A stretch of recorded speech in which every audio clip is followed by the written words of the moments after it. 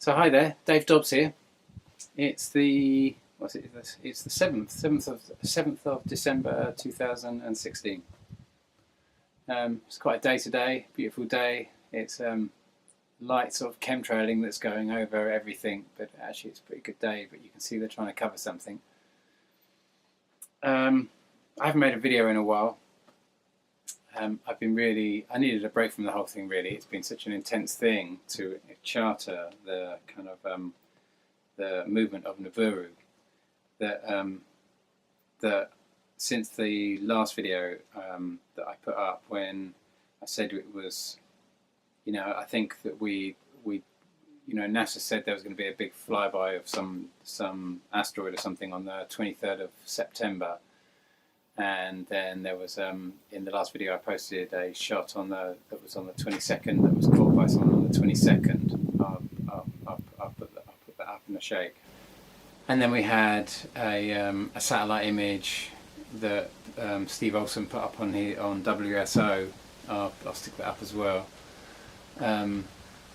And I brought those images in, and they were right on track with the timeline that I've been talking about for really the last year and a half now. Chartering the movements, and chartering the every flyby that we're expecting on the timeline that I've been using.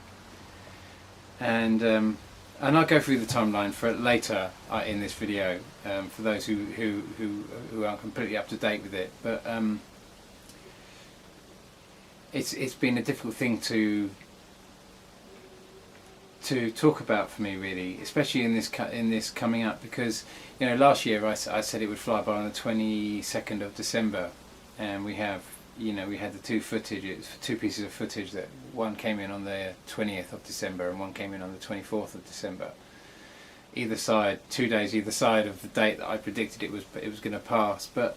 I did think it was going to be a lot worse than that. Admittedly, it did flood quite heavily in England, and it did flood quite heavily in France, and we had the biggest storms we've ever seen during that time. In actual fact, we had the biggest storm we'd ever witnessed in kind of our kind of modern day sort of known history of storms. We had the biggest storm in the Pacific that had ever been witnessed. We had incredible kind of like geological changes. We had a lot of things that I just personally don't feel really fit fully into climate change.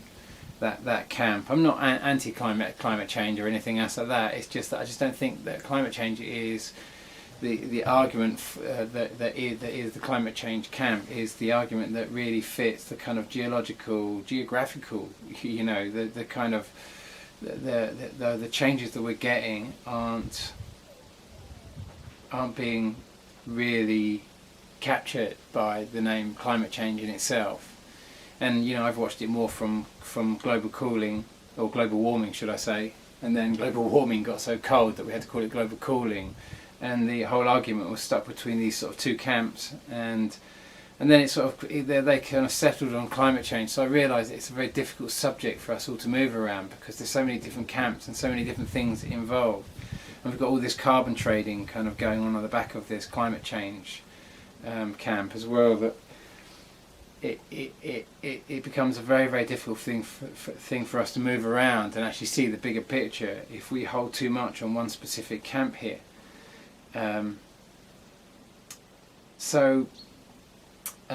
Let me just show you this image as well, which is they're just photographs that I took. I thought it was a chemtrail at first on the 31st of October, and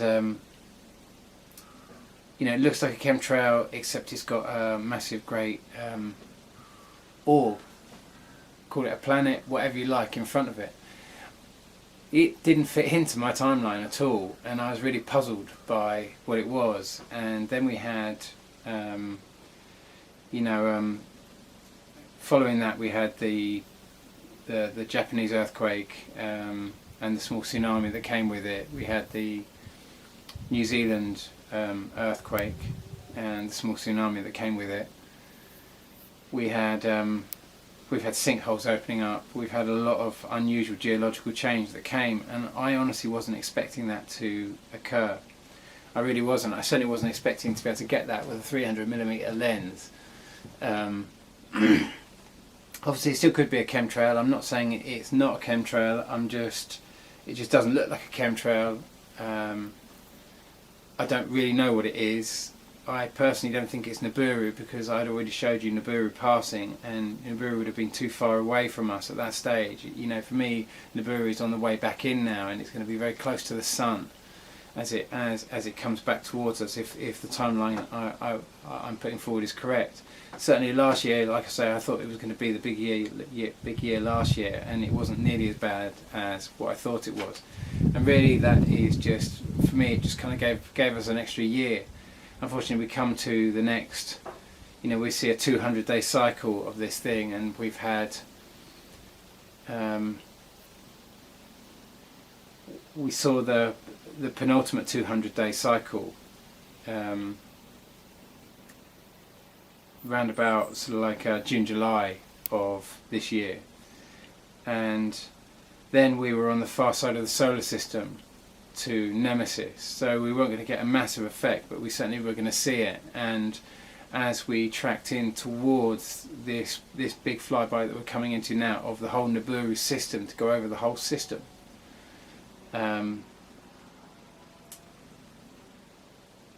that 200-day point, just counting the days here, that's all I'm doing. I'm trying not to go into any, I'm not a scientist, so really all I'm doing here is literally counting the days between all the different corroborated testimonies we've got, which averages out at 200 days. Remember, we don't get if you were to use the same maths that I'm using here, or the same system to work out the next full moon, how many full moons would you need to calculate the next full moon? If between two full moons would give you enough data to predict the next full moon, if you calculated 3 full moons and calculated the days between, you'd have a much more likely chance of calculating the exact date. But one obviously would, the distance between just 2 would obviously do it. But the more you get, the more likely it is that your observations are correct.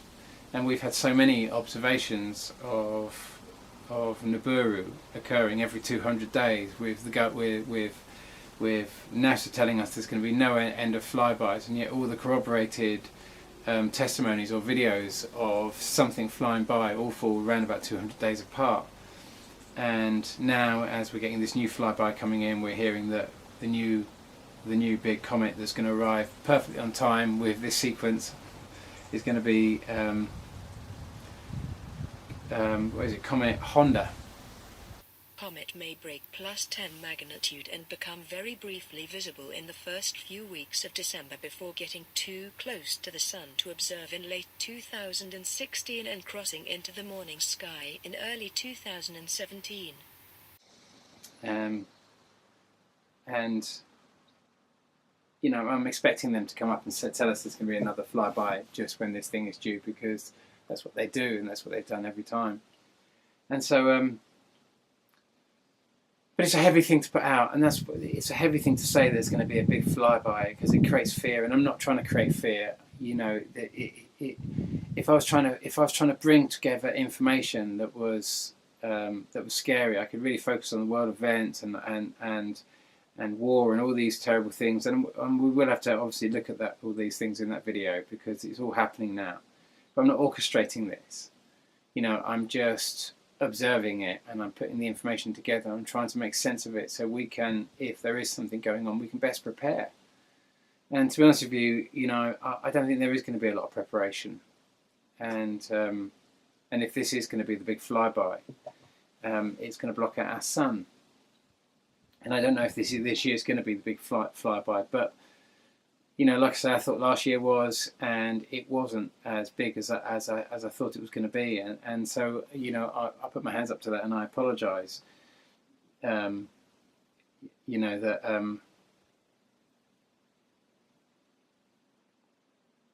I did get it wrong. I did get it wrong. I thought it was going to be much closer than that, and I thought that I really thought that it was going to be bigger than that. And like I say, you can fall into two camps and say he was wrong, or you can fall into the other camp and say, well, maybe, that was fortuitous that we've managed to sort of manage another year. Or or perhaps it's just something different. Perhaps you just don't want to look at this at all, and that's also acceptable. I've got, to be honest with you, I don't want to look at it now, really. I just like to sort of move on, except that, when the 22nd of December came, I felt really like, oh, what have I done, and everything else like that. And then data started coming in that it really had flown by, and that my maths were right. Remember, I'm not NASA. I can only go by the sightings that we've got coming in and the 200-day cycles. I haven't got any high-powered sort of like, I'm limited in what I've got, basically, as we all are in this, and NASA's obviously not spilling the beans, really, and they're going to try and do their best to obviously sort themselves out and restrict the information from us. And we have to understand that if NASA has known this thing is coming in, and they could have warned Japan. You remember the 8.8 earthquake in Chile in 2010. It was late February 2010, and then early March, around about March the 11th, 2011. The subsequent year, when the Earth was almost in exactly the same place, but had moved 2 weeks further forward to early March 2011, and we saw the biggest earthquake we'd ever recorded. I mean, 8.8 in the previous year was the biggest earthquake ever recorded. Then we get a 9 on the Richter scale, and it causes, a massive tsunami. Thousands and thousands of people lose their lives, and there's no power station shut down or prepped to deal with a massive earthquake and tsunami. That if this thing has been up there and our governments have known about it, why didn't they prepare? Why didn't they shut down the power stations? And it is for this purpose that I make these videos. It's because we can prepare. We've just seen, a week after sort of like the big sinkhole opened up in Japan and the earthquake, I think it was around about a week or so, France shuts down, 30% of all its nuclear reactors.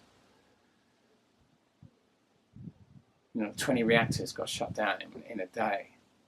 So there is preparation going on some level. We're not allowed to know about it or see it. Our governments, our media won't touch it, just like they won't touch Fukushima, as if it didn't happen, and it's just being buried under, swept under the carpet. And so, are we merited to talk about this thing? Are you a doomer and gloomer? If you could have warned that Fukushima was coming in, and we absolutely knew that flyby was going on, could we not have shut down those reactors in preparation for that? Could we not have done that? And on that grounds, I think I have valid ground to talk about this and to bring awareness in, because that would have been so much more easy to contain if those reactors had been shut down during the flyby. But the media won't let us do that. The media won't let us address the situation. And I can promise you, all those who are doing this and knowing that this is coming in and not letting the world deal with it, and using these media mechanisms to control us and to brainwash us into not seeing it. And so as a country and as a nation and as a world, we can't, as countries and as nations and as a whole world, we can't actually be allowed to take this on in ourselves and really properly believe this and see this, because we need the media to see this and to deal with it, because they will carry this. All of you journalists out there that know this is coming in, and all you editors and the executive editors of these big broadsheets and these big newspapers and these tabloids that call yourselves news outlets, and you're suppressing this. You've seen the pollution. We've virtually lost the Pacific to pollution, and we're not allowed to look at this. It's a tragedy. It really is. It's a total tragedy. And so I'm out here on my own, really, and I've been carrying the weight of that, realising that I'm not going to be able to reach people on that message. You've seen you probably see on my video how many subscribers I've got, 5,000 to 6,000. You look at some video games subscriptions, and I saw one where someone had converted a video game for asteroids to sort of like it was, I can't remember what the video game was, but I saw that how many subscribers they had, and they had actually millions of subscribers, and I realised that that this is something that without the media to actually address this and help us deal with this as a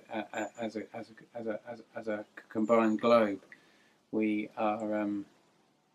not going to deal with it, and we're going to see the same thing happen with Fukushima, but except that if we put the movements of this thing together, we can pretty much see that this thing is inbound now. We're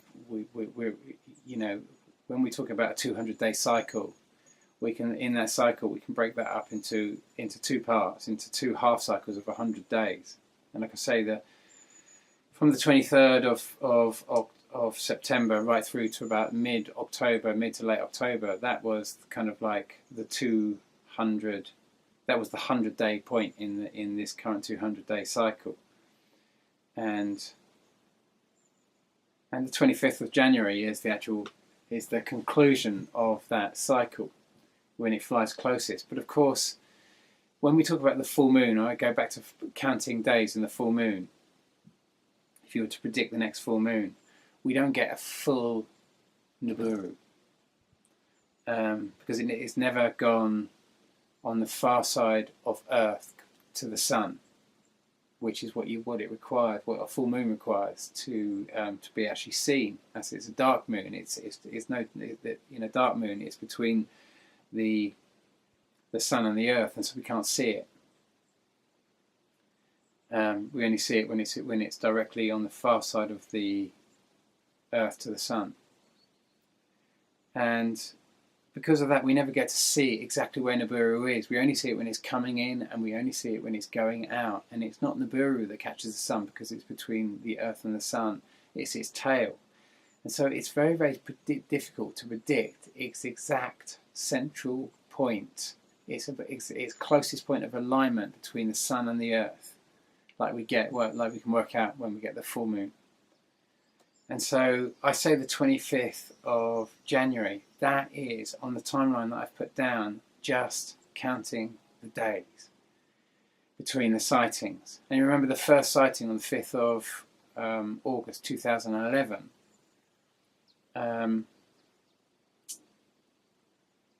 There was another sighting by the same video maker on the 27th of August 2011.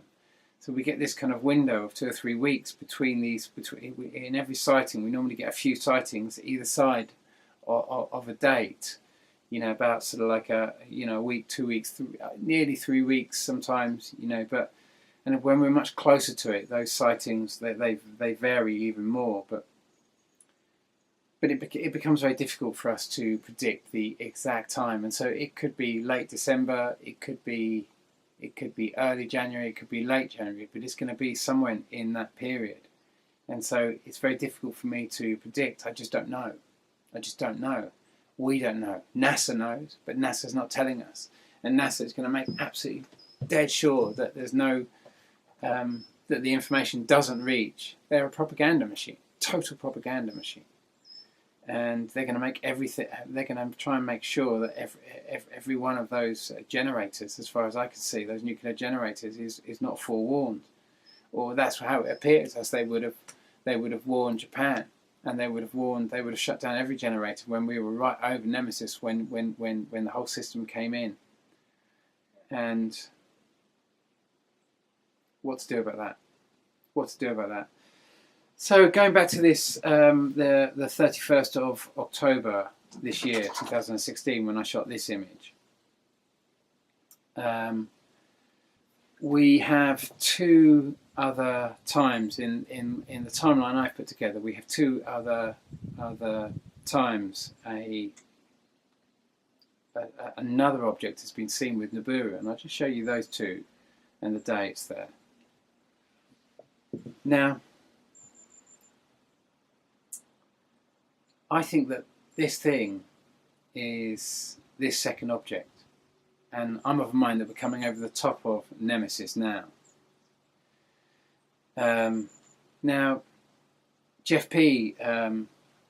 Put up a recent video just talking about my timeline and recently, and I'm sorry I haven't commented on anything on my especially to you, Jeff. But apologies. I've just needed to take a massive break from this whole thing for a while, until the first sightings of this thing actually came in. Because there's not a lot I can do. I've pretty much done everything I can. I've tried to get the information out there, and to a lot of people who make videos about Nibiru, my information has been whether it's been useful, whether it's been interesting, whether you've been able to make any sense of it, whether I've been correct, whether I've been right to putting a date on those flybys. But for me, I just feel as if, someone's got to put their money where their mouth is in all this, and say what they feel and what they think, and back it up with as much evidence as they can, and that's really all I'm doing. And there's a whole camp out there on the Nibiru side that believe that the whole dwarf system in itself is actually inbound at the moment. That it's all coming in from further away from the sun than Earth. What planets they there's different theories out there. It seems to be, certainly I feel Marshall Masters is of that camp, that it's quite far off, and the whole system is inbound, but it's far away from the sun. It's further away from the sun than Earth, like I say. I'm obviously not of that camp. I believe that it came in 2000. It came in 2010, 2011. At least that was the closest proximity to Earth as it came in, and it's come around. It's come around the sun, and now it's on its way out, and we're going to get the big bumps that we saw on the way in as it exits. And that's the big part that we're going into now, and because we are going over the top of Nemesis now,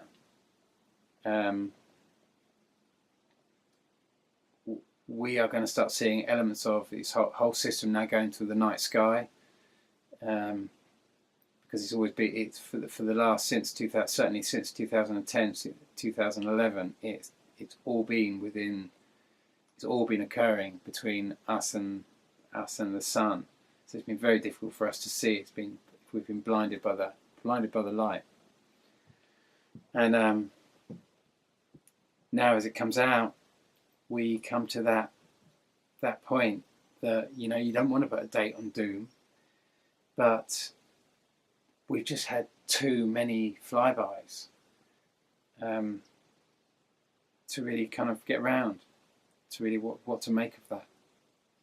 So there you're kind of in it there, and if this object I took on the 31st is this other object, this second object that I'm of mind is orbiting closer to the Nemesis system, where Nibiru is the furthest orbiting planet, orbiting Nemesis and a whole system of planets therein. Then this other thing, what I have no name for, we are quite close to that, and that's why I think we had the earthquakes following its sighting, because it was inbound, but not very close to Earth, but close enough to certainly cause a few earthquakes, certainly to cause the sort of earthquakes we saw in New Zealand and Japan, because they just didn't fit into any other picture, and yet there we see this thing flying in. Maybe I'm wrong, maybe it's not, maybe I'm incorrect there, but it corroborates, and we are kind of expecting to see it, because we don't know its rotation period like we do with Nibiru, but we know it's up there. We know we're quite close to its orbital path, and there it comes in. It was an unexpected blow. Like I say, I have no doubt NASA knew that one was going to fly by, but unfortunately they weren't prepared to give warning. And like I say, maybe I'm completely wrong with this, and unfortunately there is a lot of corroborating testimony to back up what I'm saying, but if the mainstream media is not touching it, does it mean it's not true? If NASA doesn't tell you it's there, does it mean it's not true? Is it all just climate change? Are we willing to look at a bigger picture here? Certainly the earthquakes are happening under the Pacific Ocean, the blob, and it's causing all this moisture to come up, because it's literally heating up the Pacific, and it's throwing up enormous amounts of moisture out of the Pacific. And I believe that that is the big key to causing the El Niños and everything else like that. And obviously it smacks in the face of everyone who's fracking, everyone who's protesting against fracking, and you know, I'm not trying to take away from that argument. I just can't imagine fracking to be causing all these earthquakes, all these volcanoes to be going off. You know, they're not fracking under the Pacific Ocean at that point. Can this be doing this? You know, is it causing the sort of Earth's axis to shift? Is it causing all of these massive geological changes and Earth shifting and you know, and we have to hold so tightly onto that because we're so terrified that we've got to keep a real tight grip on these rogue corporations that invest in these horrific practices of pumping toxic chemicals into the ground, into our water tables, and everything else of that. And please, I'm so not trying to take away from that is wrong. You know, it's just that it just seems that something much bigger is also at play here, and so we're in a very difficult situation. So there's that. We've got this. We've got this footage here from WSO with it's Steve Olson with Wayne Steiger. It's the 6th of December, this video they've just posted, so it's yesterday. And they've got this red orb that they're discussing. I forget the details of where it is exactly. I think Wayne Steiger's about to tell me in the video. But rather than play that through, I'll just put a clip of that over the top, and I'll write the details in text afterwards where it is. But it's a very strange orb. Great video, by the way, Wayne and Steve. I'll leave the link there. And then we've got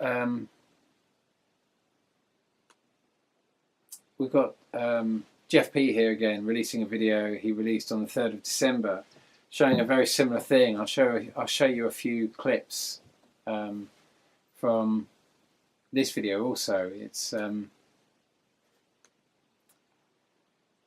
I forget where it is. Also, exactly. I'll put a link. I'll put exactly where it is, and the link to the website so you can see. And hopefully, I'll be able to write it in the description.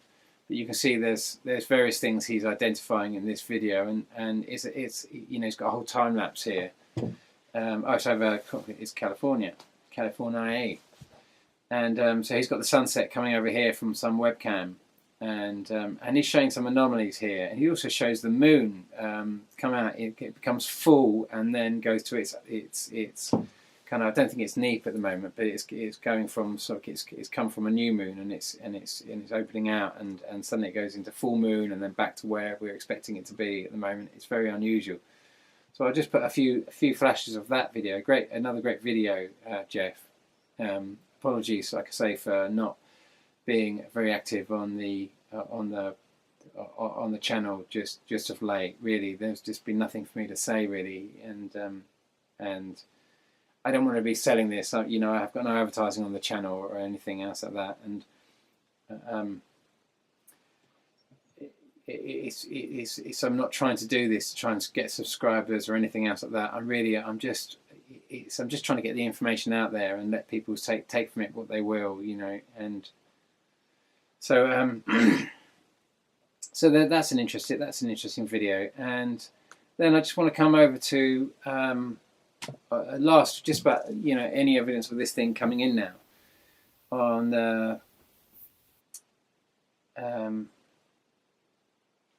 well, D.U.M.B posted this shot that was filmed in Canada on the 23rd, and I'll just show you a bit of this. I mean, it could be Venus. I mean, it does seem too big to be Venus.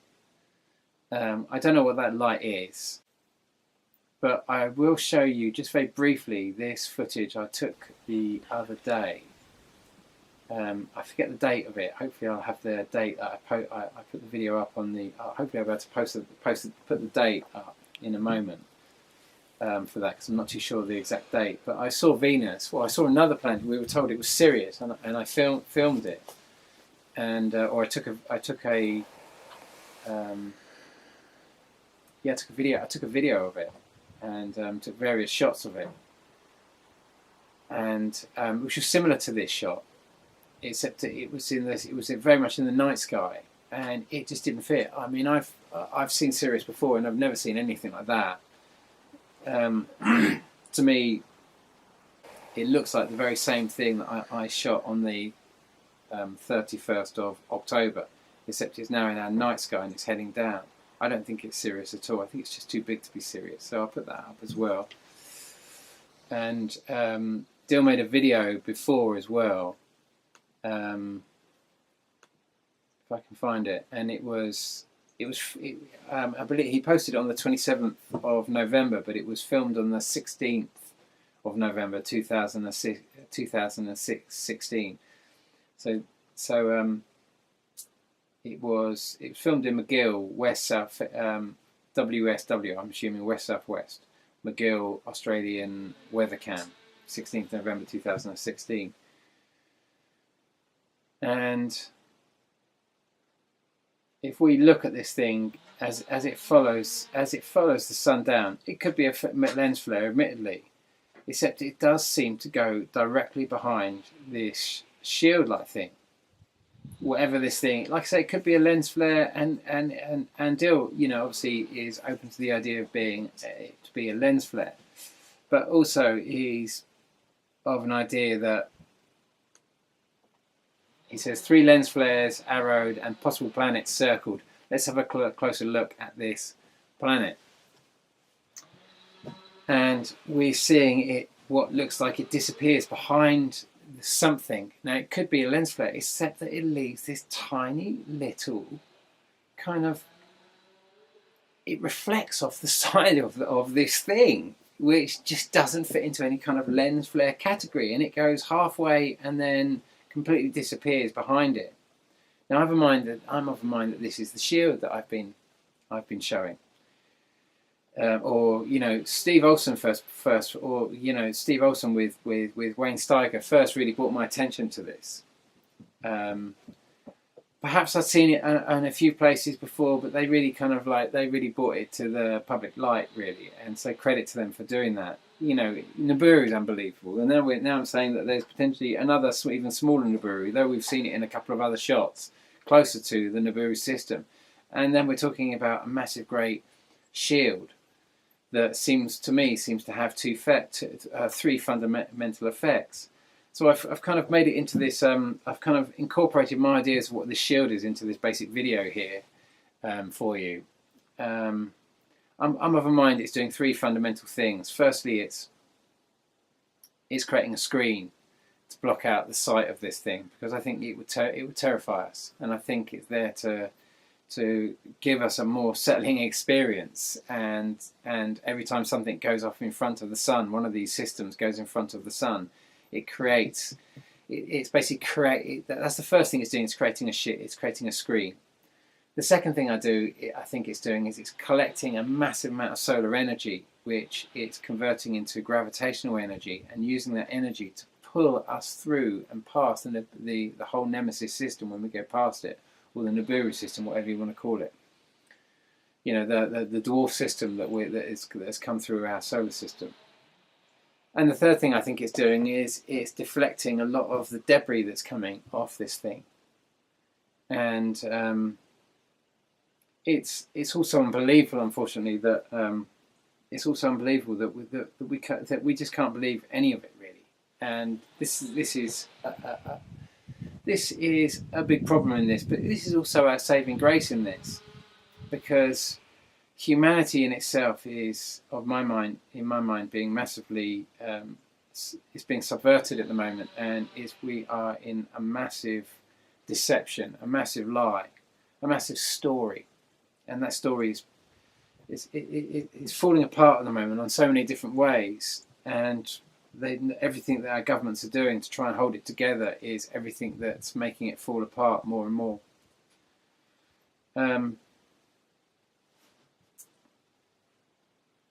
We've seen all the pictures of coming in of in stereo Secchi that's showing us, since 2007 we've seen this thing up there. Like I say, we struggle to believe in it. We struggle to believe any of it, and really my advice to you is don't believe it. You know, just be open to all the ideas, and don't cling to any argument too tightly that you're so rigid that you can't open your eyes to anything else, because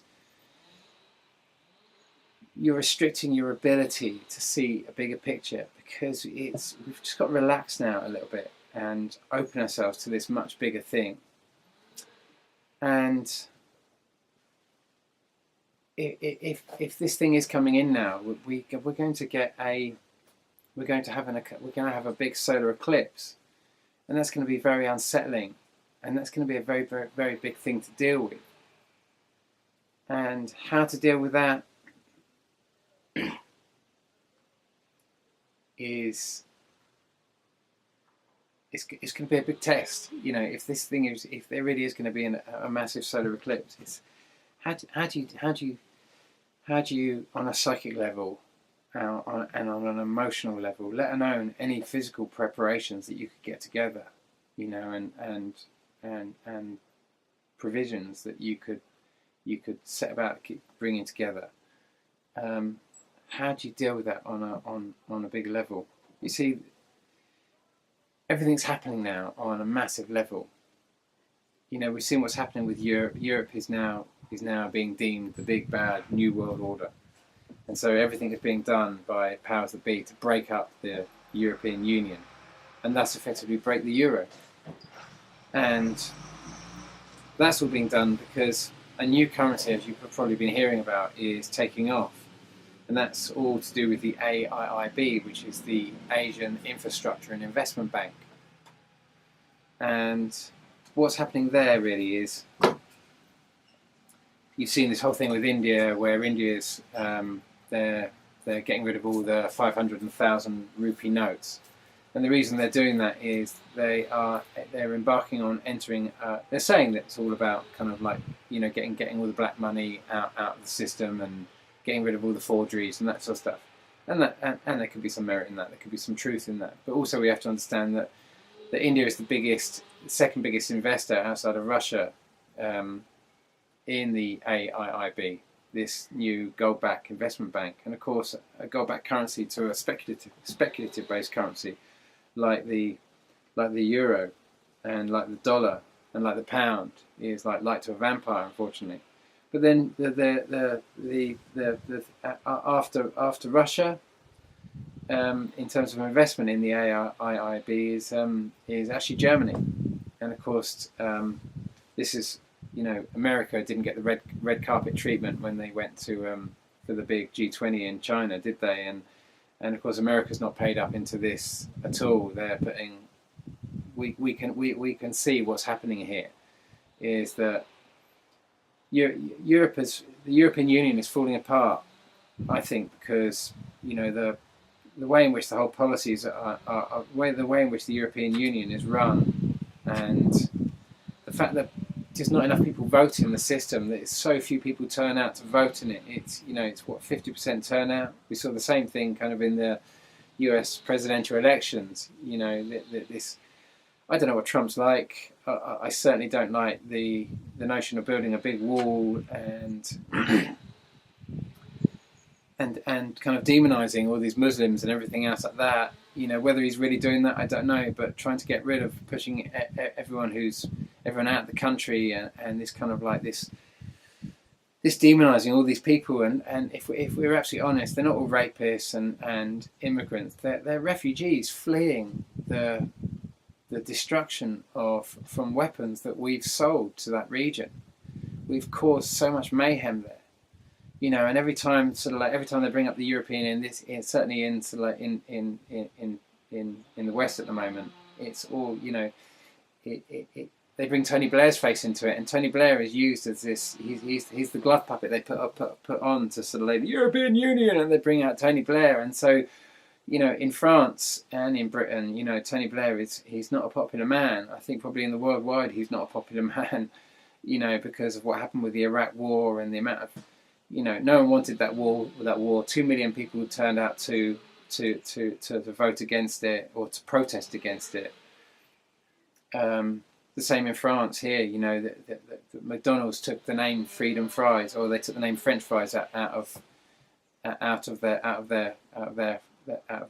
away from their fries, because France wouldn't join the Iraq War, and so the fries were then called French fries. And of course, you know, we saw sort of like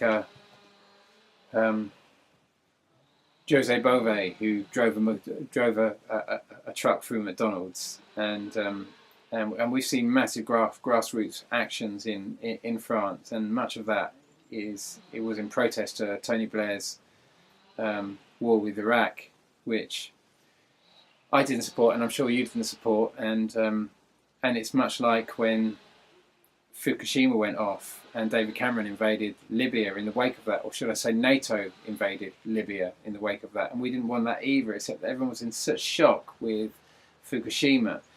And of course, when the European Union breaks apart, what are you left with?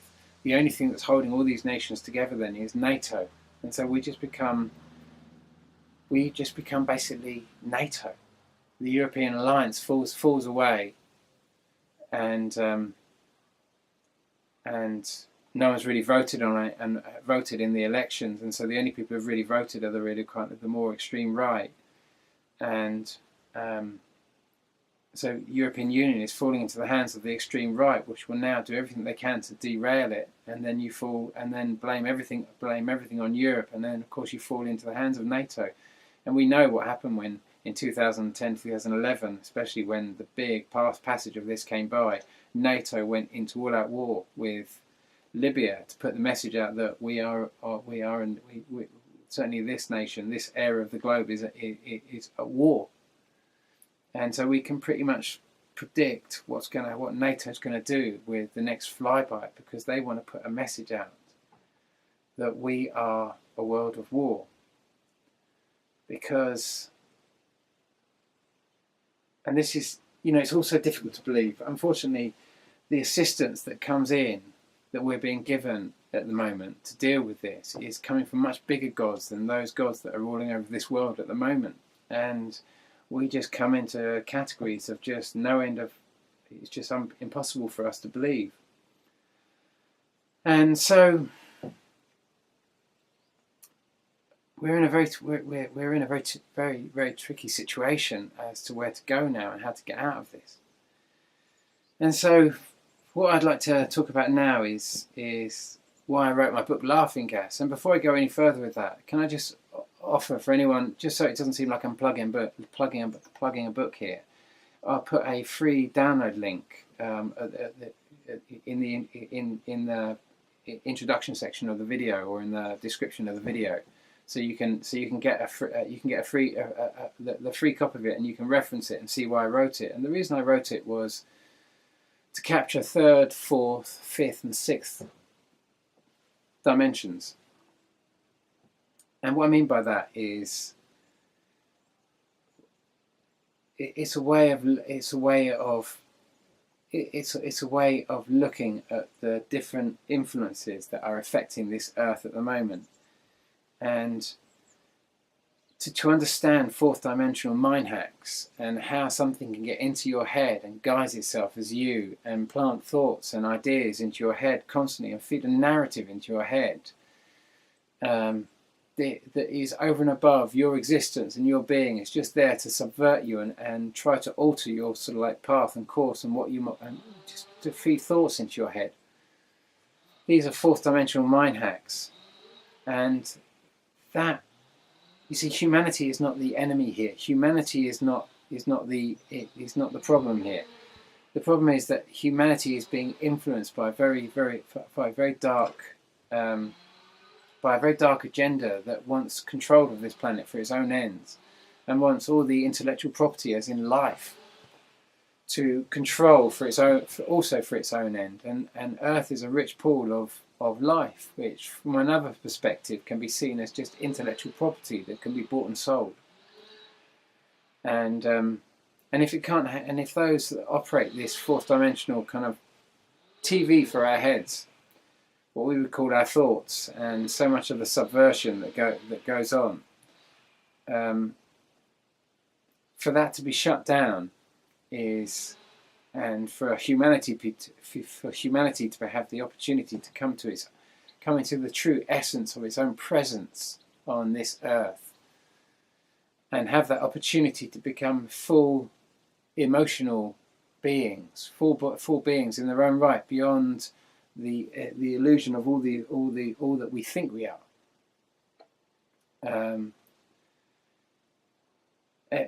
Nibiru threatens that, and they cannot come in and assist us if we are of war, because they cannot assist anything that is of war, because they are largely the universe is largely at peace, and that which is of war is out there on its own. Really, it's not interacted with on higher levels as kind of I'm understanding it, and dealing with these times and dealing with it on an emotional level with this time is going to be, especially with an eclipse. If an eclipse does occur, it's going to be like a bit like an ayahuasca journey. And an ayahuasca is like it releases. Ayahuasca contains the active ingredients that actually the pineal gland that releases, that makes you dream. And it also has in the plant these monoamine oxidase inhibitors, which are chemicals which restrict your body's ability to metabolize the chemical that makes you dream, the DMT. And so in ayahuasca, you're just taking something that makes you dream, basically. It brings you into a very lucid state. And in that state, you open the door to a lot of experiences that come in through your dreams. And with those experiences, they bring a lot of emotions, which can lead to fear.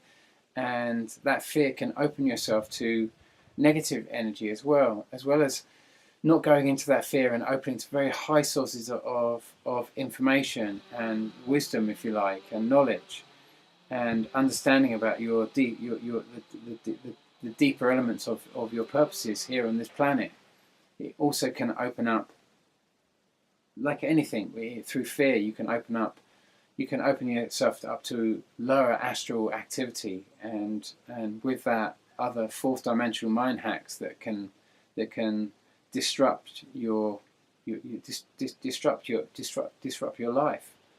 And so it's a risky thing to do in some ways, ayahuasca, and that's why it's best done in ceremonies with people that you trust, shamans, and holding a circle. And in that space, when you're holding a circle and you're going into this with a very, very high intentions and very positive, powerful, peaceful intention, ayahuasca can become a very, very powerful tool to access deeper parts of yourself. But it's not just ayahuasca that we can lower our vibrations. If we choose to use it negatively or go into negative ceremony, you don't need ayahuasca to repeat the same thing. It's just sometimes we do the same thing, but we just don't realise we're doing the same thing. We're lowering our vibrations with certain practices that we do, whether it's through drugs, through sort of like through dark ceremony, for whatever it is, through sacrifices, through whatever someone chooses to as a mechanism to, if they specifically want to lower their vibration. You don't need ayahuasca to do that. I can assure you, there's so many ways that people can lower their vibration, and there's so many ways that people can raise their vibration. And when I wrote Laughing Gas, which was a journey through these realms, and a way of dealing with raising your vibration and a way of coming through the noise and coming into your heart. And when I wrote it, before I wrote it, I went to my father and I said, Dad, I've been told in an ayahuasca ceremony that I'm going to write a book. And I know it's a bit weird, and he died a couple of years ago, but he said, son, all I can tell you is, if you want to write a book and you want to learn to do some of the things because he was, like I say, an incredible channel. If you want to learn some of the things that the way to do what I've been doing, channeling, you have to. You've got to understand you're not special. That there's nothing coming to you that's because you're special. So what comes to you will be merited by the effort that you're willing to put in. It has to be a practice. You have to dedicate yourself to it, and there has to be a very specific high vibrational intention for the betterment of of the world at large, and for great healing when you're doing these type of practices, you have to really, really work with that intention, and you have to turn it into a practice. And for me, that practice was trying to simulate ayahuasca, but by getting up at 5 o'clock every morning for 4 years, never missing a day, really. And obviously I did occasionally miss a day, but wherever I missed, I would make up, and I would work for 6 hours every day, and I'd write everything that came through me, and I'd start trying to chronicle various parts of myself and try to raise that vibration and try to work with specific understanding, specific problems in the world, and writing myself into those problems and taking myself as far as I could, because it always told me, I said, what would I say? And it said, you write half and I'll write half. And so going into that and going on this journey through these realms, coming right through this kind of fourth dimensional mind hack, trying to come through all this doubt and this insecurity and come through to this beautiful space of absolute presence, where I wasn't fighting to be in that space and I wasn't doubting that space. I was able just to be in that space and hold that space. And it's this space that hopefully at the end after the Nibiru passage, we're all going to be able to find this passage and find this space. That's what Nibiru intends to bring here. It's not about total all-out destruction. And I know I come up here to the mountains and I say, get as high as you can. But honestly, I come up here because that's where I need to come high to the mountains. That's where I wrote Laughing Gas mostly, was up in the Himalayas, up in the mountains. And I need to come to a space where I feel is separated enough from the noise, so I can come into that space and work with the energies that I work with during these times, and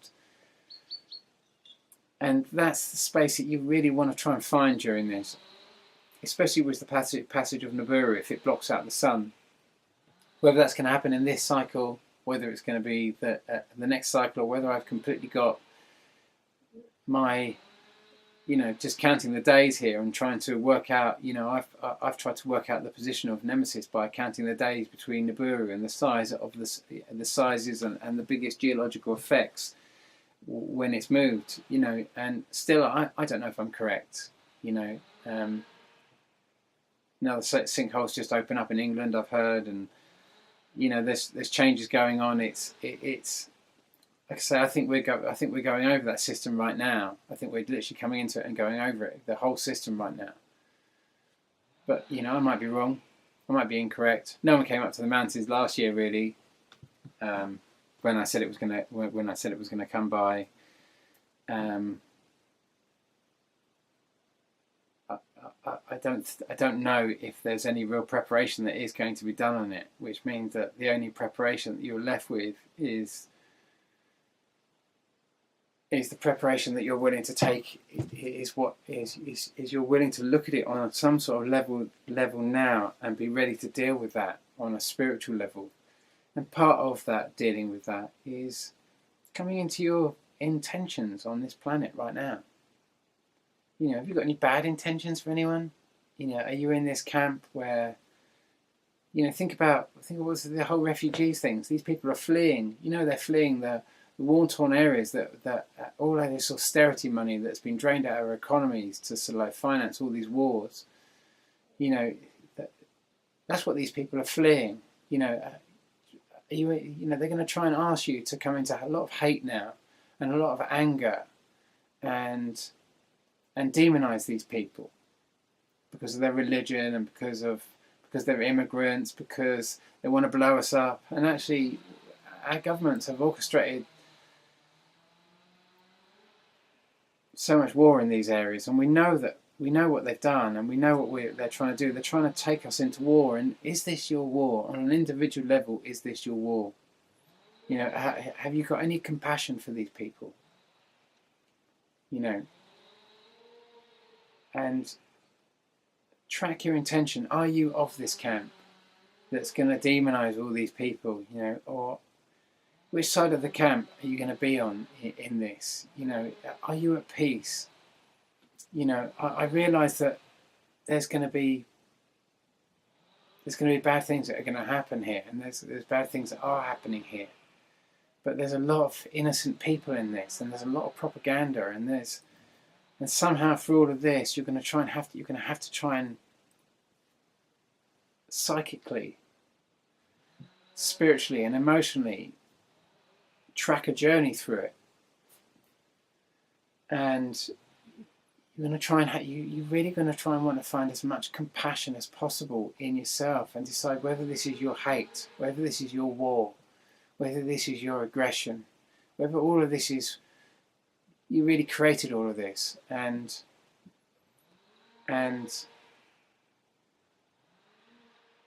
try and come into enormous great forgiveness for all of that's going on now. And think about all the people that you love in this world. Try and, especially if, I can't say believe in God or anything else like that, because I don't really believe in belief. I just don't think belief is necessary in this right now, but that's my opinion. I think finding a beautiful space inside of yourself, the most sacred space that you have, be it through the kids that you love, be it through your mother, the love you have for your mother, your father, through someone who's really, really been there, or maybe animals that you've absolutely loved, or whatever it is. Maybe it's a deity, whatever it is that truly opens up your heart to the highest frequency. Try and access that space, and try and align yourself to that space, especially during this eclipse, because it's going to be a very unsettling time. If that happens in this cycle, it's going to be very unsettling, and there's no one who's going to be able to believe in that until that moment comes. And when that moment comes, that's going to be the challenge for us all, to really find that space and to really try and be there for other people that are unsettled. Really take them by the hand. You'll see the people that are really struggling with that. Try and help them through that. And I'll keep posting a few images up here and there of stuff coming in, but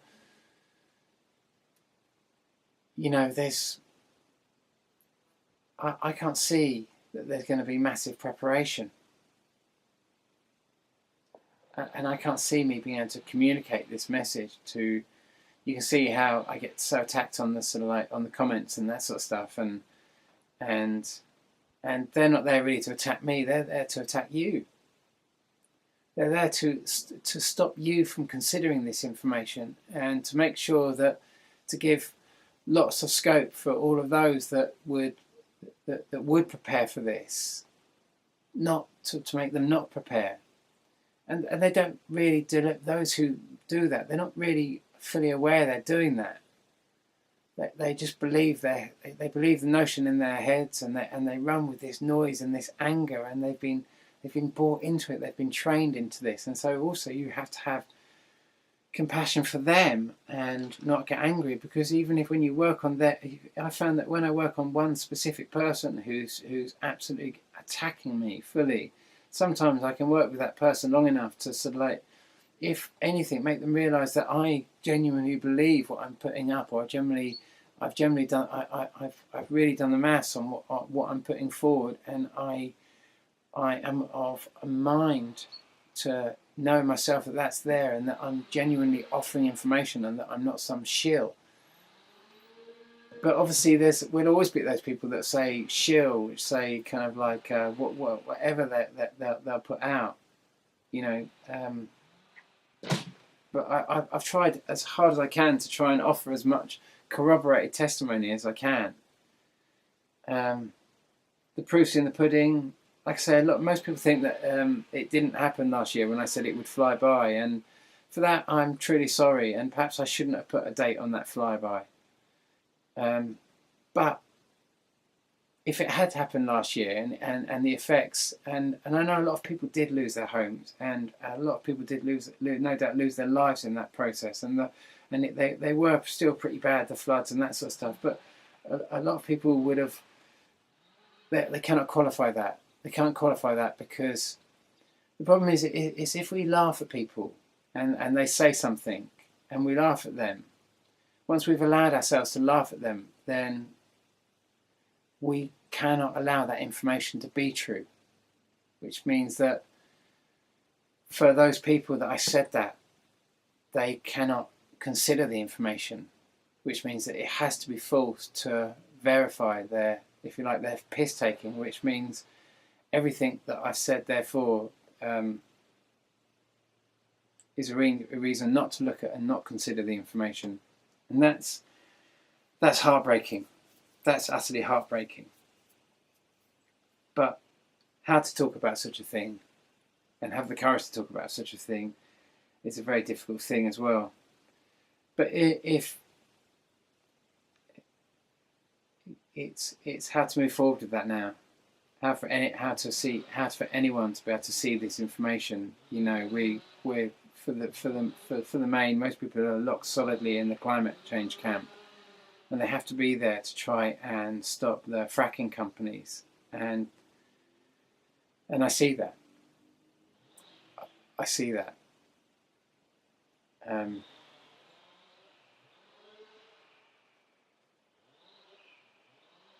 I don't know how to work around that. For me, fracking was more likely created as a means to blind you from dealing with Nibiru and Nemesis, because financially fracking doesn't really make sense. It's so expensive to do it, and for the gains and for the hatred, the fact it even came with its own rhyming slang, where it's been pieced together in such a way to create so much public outrage, and then government bodies openly admitting that it's fracking that's causing many of these earthquakes. Why would they even admit to it? You'd want to deny that for the case of lawsuits and everything else like that. But they say, well, openly say, oh no, that earthquake was caused by fracking, and that earthquake was caused by fracking, and it's just like, well, you know, why admit to this? Why try to draw attention away from something so massive? And of course, you know, this thing literally, when we're over the top of it, we're being pulled by whatever this shield thing is, and Nemesis is pulling us the other way, and we're getting massively stretched at the moment, which affects our whole planet, and causes so many earthquakes and sinkholes and tsunamis and earth changes on so many different levels. You know, maybe it is fracking, but certainly the earthquakes below the Pacific, you know, I just can't see it. But apologies to all of those that are solidly in the climate change camp, that can't go further than just man-made climate change. Apologies to you. I'm really not trying to rain on your parade there. You know, it just seems that climate change doesn't quite cut it. It's not quite big enough. But apologies. I'm really not. There is climate change. There is very clear climate change. I'm not trying to take that away. We can evidently see that. So what to do now? There's not a lot we can do or say now. There is belief can't touch it, because you have, believe it or not, so little control over what you can allow in your own mind state, that it's a bit too big. The whole thing, the story's a bit too big. And there's a great blessing in that as well, in that when you are so lied to and you are so deceived by a controlling agenda, then there's great assistance that can be offered by very high energy when such a lie is in operation and such a deception is in operation against the greater good of mankind, to take a whole plane into war without our consent. Then there's, you know, when I was shown Nibiru in a vision, and literally the words, I went to the vision, and I would have never spoken if I'd never been told that it was going to miss. But I said, it misses, doesn't it? After I'd been shown it, and it said, the answer I got from the space I go to was, yes, it misses. It is not human karma. it is deemed humanity is not a race of war, but a race subverted with war, and that will now change. And so that's all that's happening, and each of you will have to follow your instinct and follow your do what you think's best. You know, if you choose not to see it for whatever reason, you know, you think I'm a complete idiot, a shill, a liar, whatever hate that I bring up inside of you for talking about this, you know, all I can say is I'm so sorry about that. And for those of you who are following what I'm saying and realising that I'm really just trying to warn you and ask you to like prepare yourself on every level that you think you best need to prepare for this. If it's just psychically, if it's spiritually, if it's food provisions, if it's medical provisions, if it's water provisions, if it's geographical provisions, if it's seed provisions, whatever you choose to do, whatever you choose, whatever provisions you choose to take, you know, I think, you know, I'd encourage you to do all of them. But I've done all of them because right now I've just got to do and put into actions what I'm saying. As I'm really, you know, I'm the lowest of the low. If I'm not doing what I'm talking about, then I too am the lowest of the low. Because I can't do what I'm saying. I can't do what I'm talking about. And so I am, you know, this is the kind of the download from the up high in the Pyrenees. It's just do what you've got to do. Follow your truth in this. And all I can do is wish you the greatest luck. And when I say that, I'm talking about the assistance that comes in over and above with that, which you can really kind of like logically explain. Good bits of fortune that come to you. To me, they're sent by the gods and the angels to assist you in this time. And so when I'm saying luck, I'm wishing you the greatest assistance from the highest possible vibrations out there that can assist you in this time.